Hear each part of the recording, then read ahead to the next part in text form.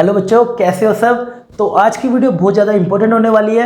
आज की वीडियो में हम बात करेंगे कि स्कूल के साथ साथ जेई की तैयारी कैसे करें। मतलब स्कूल में अलग चल रहा है सर सिलेबस, कई बार कोचिंग में सर अलग चल रहा होता है, तो उस समय पर आपको कैसे तैयारी करनी चाहिए। देखो, दो केस में अभी ना ये वाली वीडियो में मैं बात करूँगा सिर्फ उन बच्चों के लिए जो बच्चे 11वीं क्लास में हैं और 2 ईयर प्रोग्राम या फिर अभी से जेई की तैयारी स्टार्ट कर दी है और 11वीं क्लास में। देखिए, दो केस हो सकते हैं बेटा कि आप 11वीं क्लास के अंदर हो और 11वीं क्लास में क्या दो केस हो सकते हैं कि या तो आपका अल्टरनेटिंग डेज पे हो रही है आपकी क्लासेस, अल्टरनेटिंग डेज पे क्लासेस हो रही है या फिर आपकी डेली क्लासेस हो रही है ना, या आपकी फिर डेली क्लासेस हो रही है। अगर क्योंकि 11th वालों का मोस्टली क्या होता है ना, बहुत समय रहता है, 2 साल होते हैं, तो कोर्स जो है वो आराम आराम से धीरे धीरे बढ़ाया जाता है। तो अल्टरनेटिंग भी ज़्यादा चांसेस होते हैं 11th वालों की, अल्टरनेट डेज में क्लास लगती है या फिर इसी के अंदर आपका वीकेंड भी हो जाता है ना। वीकेंड बैच भी कुछ बच्चे ज्वाइन करते हैं, वो भी वो हो सकता है। या फिर डेली है कि लाइक 5 डेज ए वीक या फिर 6 days a week regular class कर रहे हैं कोचिंग की। ठीक है, तो मैं पहले इस पर बात करता हूँ। लाइक देखिए, अल्टरनेट अगर आपकी क्लास है तो मान लेता हूँ आपकी मंडे को क्लास है, फिर आपकी मान लेते हैं वेडनेसडे को क्लास है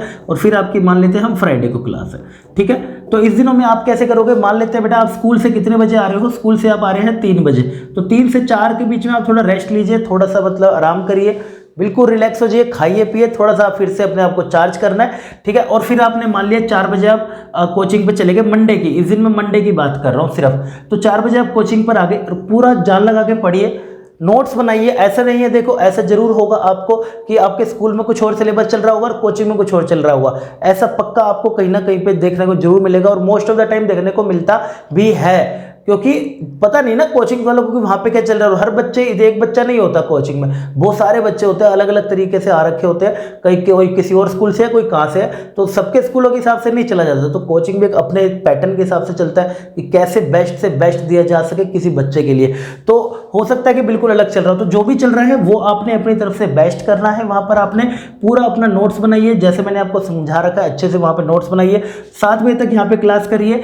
7 बजे से जाने के बाद मान लीजिए अब 8 बजे तक आप घर पहुंच जाते हैं, फिर से रिलैक्स होइए, खाना वाना खाइए, 9 बज जाते हैं मान लीजिए, तो 9 से 10 एक बारी जो भी आज डेली पढ़ के आए हो ना, सिर्फ रिवीजन कर लो, सिर्फ रिवीजन कर लो। सिर्फ रिवीजन बोले तो जो नोट्स पढ़ के आए हो ना, बस उसको आप एक बारी पढ़ लीजिए कि आज सारा दिन करा क्या था।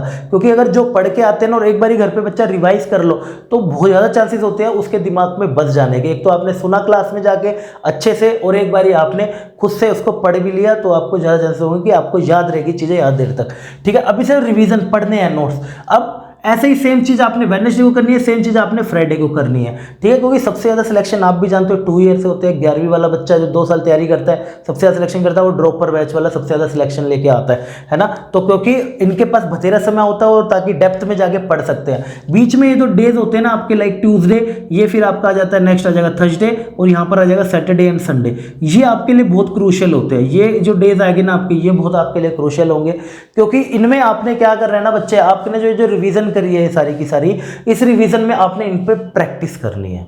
लाइक प्रैक्टिस बोले तो क्या होगा सर, प्रैक्टिस बोले तो बेटा ये हो सकता है कि लाइक आपने मैथ्स का बेटा कोई चैप्टर कर लिया, मैं मान लेता हूँ फॉर एग्जांपल कोई भी आपने मैथ्स का एक चैप्टर कर लिया, स्ट्रेट लाइन का, आपने स्ट्रेट लाइन का एक चैप्टर कर लिया। ठीक है, आपने सिर्फ नोट्स पढ़ लिए, क्लास में सर ने क्वेश्चन करे थे वो सब आपने देख लिए। अब आप उनकी क्वेश्चन की प्रैक्टिस करोगे इन दिनों में, क्योंकि ट्यूसडे वाले को आप 3 बजे तो स्कूल से आ गए, उसके बाद आपकी क्लास तो है नहीं, तो आप तो सारे दिन ही फ्री हो ना। शाम के 10 बजे तक अगर आप पढ़ रहे हो, 10 बजे तक जो आप मंडे को कर रहे हो, तो अगर आप 10 को भी लेके चले तो मैं मान लेता हूँ फिर भी 8 तक भी आपके पास बथेरा समय है कि आप कुछ क्वेश्चंस प्रैक्टिस कर लो। जो भी आपको होमवर्क मिला आप उसमें प्रैक्टिस करो। ठीक है, ये डेज आपके लिए बहुत ज़्यादा क्रूशियल होते हैं आपके सिलेक्शन के लिए। यहाँ पर आपको स्कूल का भी काम निपटा देना है और साथ साथ आपको कोचिंग का भी काम निपटा देना है। ऐसा नहीं करना है कि बाद में सैटरडे को करूँगा, सैटरडे संडे को करूँगा, क्योंकि कोचिंग का फिर आपका काम बढ़ता जाएगा तो ज़्यादा चांसेस हो जाएंगे बैकलॉग्स के और फिर सिलेक्शन होने के चांसेस हो जाएंगे बहुत ज़्यादा कम। तो साथ साथ आपने कवर करना है तभी है, क्योंकि देखिए मेहनत तो लगेगी, पूरा डेडिकेटेड हो, क्योंकि आईआईटी की तैयारी करना इज नॉट ए कल शुरू करी और आज खत्म हो गई। इट इज ए प्रोसेस, लंबा चलता है। 2 साल तक आपको संभाल के रहना पड़ता है, 2 साल तक आपको कंटिन्यूअसली मेहनत करते रहना पड़ता है, अपने आप को मोटिवेट रखना पड़ता है, एक डायरेक्शन में लगातार चलते रहना पड़ता है, राइट। तो मेहनत तो लगेगी, बट जो रिजल्ट आएगा ना बच्चे, वो बड़ा जबरदस्त होगा। पूरी स्माइल आ जाएगी आपके मुंह पे जब आपका रिजल्ट आएगा। ऑल इंडिया रैंक देखोगे अपना, रिजल्ट में खूब मन आपको लगेगा, जैसा मुझे भी लगा था आपको भी अच्छा लगेगा बहुत ज़्यादा। ठीक है, तो ऐसे आप अगर फॉलो करते हो तो बेस्ट रहने वाला है। आराम से आप जेईई का पेपर निकाल सकते हो, कोई बड़ी बात नहीं है। जहाँ पे अगर मर्ज हो रहा है सिलेबस, थोड़ी सी मेहनत लगेगी, क्योंकि अगर हम स्कूल की बात करें तो ज़्यादा लेवल पर नहीं पढ़ाते हैं, बेसिक पढ़ाते हैं। कोचिंग में हाँ लेवल अच्छा जाता है, क्योंकि जेईई का लेवल भी अच्छे लेवल का है, तो आपको थोड़ी सी मेहनत करनी पड़ेगी, थोड़ा कंफर्ट जोन से बाहर आना पड़ेगा।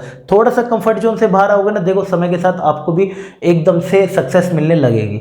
ठीक है, कुछ ही दिन फॉलो करना है, 11 तक पूरा ऐसे इसको फॉलो करिए, और फिर ऐसे ही जाके अगर आप 12th में भी फॉलो कर लेते हैं, उसके लिए मैं अभी वीडियो लेके आऊँगा बाकी आगे के लिए, 12th के लिए, वो मैं उसमें अच्छे समझाऊंगा क्या करना है आपको आगे के लिए। बाकी जो डेली क्लासेस वाले मैं मान लेता हूँ कि बेटा मंडे से लेके अगर आपकी क्लास हो रही है फ्राइडे तक, भाई 6 डेज क्लास तो हमने अभी तक देखी नहीं है कि 6 डेज क्लास रेगुलर क्लास हो कोचिंग्स में, स्पेशल जो जेई का कंटेंट हम अच्छा वाला पढ़ रहे होते हैं वहाँ पर तो बहुत मुश्किल होता है। मान लिया मंडे से फ्राइडे रेगुलर हो, तो इस केस में थोड़ा सा ये हो जाएगा कि आप थोड़े थक जाओगे यार, मतलब 3 बजे आप आ रहे हो और आप फिर डेली 4 से लेके 7 या 8 बजे तक आप क्लासेस कर रहे हो, तो आप घर जा रहे हो 8 से लेके 10 तक, तो मतलब फिर अगले दिन फिर आपको स्कूल भी जाना है और फिर अगले दिन कोचिंग आनी है, तो मतलब बहुत ज़्यादा थक जाओगे।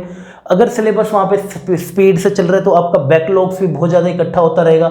बच्चे को फिर यहाँ पर क्या करना पड़ेगा, यहाँ पे बेटा वीकेंड का आपको ध्यान रखना पड़ेगा। वीकेंड पे आपको सैटरडे एंड संडे का थोड़ा सा बहुत ज़्यादा बिजी जाएगा, क्योंकि ये जो आपने रिवाइज करे थे उन सब की इतनी सारों की प्रैक्टिस सिर्फ 2 दिन में करनी है, सैटरडे संडे में, और वही रिलैक्स के डेज होते हैं। इसलिए ऐसे वाले के थोड़ा सा अवॉइड करा करो, लेकिन क्योंकि इसमें थोड़ा सा हेक्टिक हो जाता है शेड्यूल। ये 12th वाले बच्चों के लिए बेस्ट रहता है 12th वालों के, उनके लिए अलग से वीडियो लेके आऊँगा, लेकिन 11th वालों के लिए 3 days a week class more than enough है। इतना इसको पढ़िए, डेली की रिवीजन करिए, बीच बीच में आराम से देखिए आपका भी रिजल्ट निकलता है। तो इसको एक बार ध्यान से समझना। अगर आपको बेटा ऐसे फॉलो कर रहे हो तो पक्का, अगर नहीं कर रहे थे तो फिर से अब इसको ट्राई करिए, देखिए डेफिनेटली आपका भी आंसर आएगा। ऐसी अगली वीडियो में मैं लेके आऊँगा 12th वालों के लिए। तब तक के लिए मिलते हैं अगली वीडियो में। बाय बाय, टेक केयर, जय